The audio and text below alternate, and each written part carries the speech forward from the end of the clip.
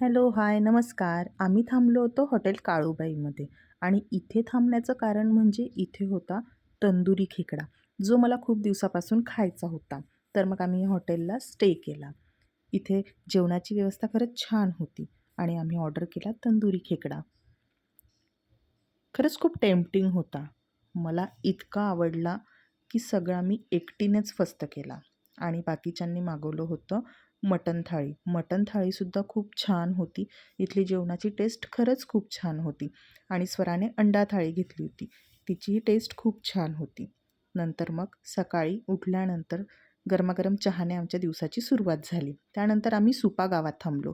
सुपा गावामध्ये फुलांचे हार खूप छान भेटतात. खूप छानही आणि खूप स्वस्तही भेटतात. इथे खूप सुंदर, सुंदर फुलहार होते आणि हा एवढा मोठा फुलहार आपल्याकडे कमीत कमी ₹1000 ला तरी मिळेल. पण इथे फक्त ₹250 ला होता. आम्हीसुद्धा फुलहार चॉईस केले. 3-4 फुलहार आम्ही चॉईस केले आणि ते घेतले. स्वराला तर इथले फुलहार खूप आवडले आणि आम्ही काही मोकळी फुलंसुद्धा घेतली. खरंच खूप छान होते. इथे खूप दुकानं होते फुलहारांची. आम्ही सगळीकडे बघितलं आणि मग घेतले. त्यानंतर इथे समोरच अमृत बेकरी होती.